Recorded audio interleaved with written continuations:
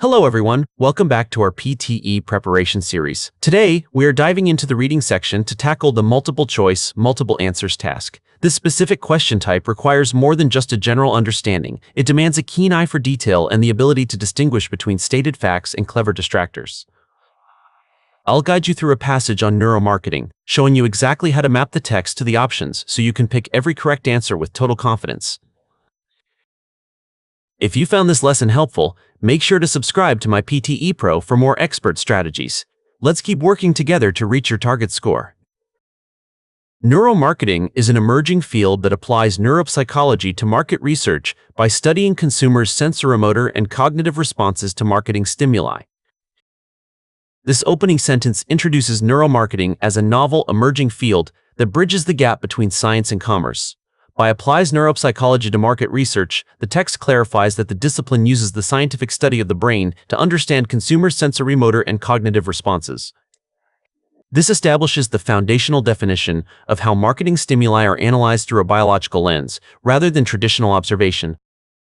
By using technologies like functional magnetic resonance imaging, fMRI, researchers can observe brain activity during the decision-making process. Building on the definition of the field, this sentence specifies the technical tools used, such as functional magnetic resonance imaging, fMRI. These advanced technologies enable scientists to observe brain activity in real time as subjects respond to different inputs. This visibility is crucial for mapping the internal decision-making process that occurs when a consumer interacts with a product or brand, providing data that was previously invisible. Traditional methods such as surveys often fail because participants may not accurately report their subconscious preferences. The text contrasts modern neurological approaches with traditional methods such as surveys, which are described as being prone to fail. The core issue identified is that participants may not accurately report their feelings, either due to social pressure or a lack of self-awareness.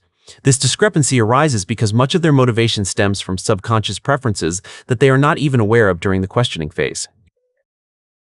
In contrast, neuromarketing provides objective biological data that bypasses the biases inherent in self-reported data. Using the transition in contrast, the author highlights the superiority of the new method, which offers objective biological data. Unlike human feedback, which can be altered by memory or desire, this data bypasses the biases that usually cloud research results. Consequently, it eliminates the unreliability inherent in self-reported data, providing a more truthful reflection of actual consumer intent. Eye tracking technology allows brands to identify which elements of an advertisement capture immediate attention.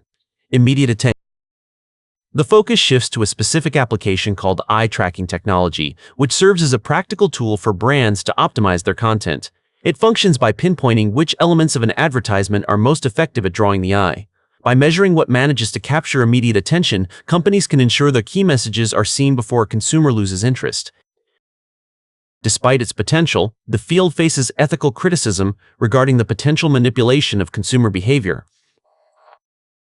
Despite the benefits mentioned previously, the author introduces a pivot toward ethical criticism regarding the industry's growth. The primary concern involves the potential manipulation of the people being studied without their full awareness. This suggests that the power to influence consumer behavior through brain science raises significant moral questions about where marketing ends and coercion begins. Critics argue that these techniques could trigger impulsive buying habits by targeting specific neural pathways. Expanding on the ethical concerns, critics argue that neuromarketing could be used to trigger impulsive buying habits in unsuspecting shoppers. This is achieved by targeting specific neural pathways that control the brain's reward and desire centers. Such a level of influence suggests that consumers might lose their agency when faced with advertisements designed to bypass their conscious reasoning. Furthermore, the high cost of medical-grade equipment makes these studies inaccessible for many small enterprises. In addition to ethical issues, the text mentions a practical barrier: the high cost of medical-grade equipment. Because these specialized tools are so expensive, these studies are often inaccessible to many businesses with limited budgets. This creates a market imbalance where small enterprises cannot afford the same level of scientific research as their larger, wealthier competitors.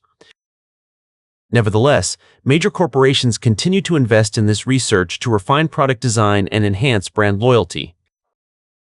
Despite the high costs and controversies, major corporations are undeterred and continue to invest heavily in neuromarketing. Their goal is to refine product design based on precise neural feedback rather than guesswork, Ultimately, they hope to enhance brand loyalty by creating deeper, more subconscious connections that keep customers returning to their products.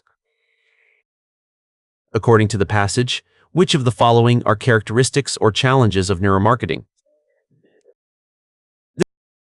It has been universally praised for its ability to protect consumer privacy while improving advertisements. Correct. It uses eye tracking to determine which specific parts of a marketing message are most engaging. Incorrect. Incorrect. There are concerns that it could be used to exploit neural reward systems to encourage impulsive spending. Correct. It relies on biological measurements like brain scans rather than subjective feedback from participants. Incorrect. Incorrect. It is a cost-effective alternative that allows small businesses to compete with larger corporations. This assertion is explicitly refuted by the passage, which describes the high cost of medical-grade equipment.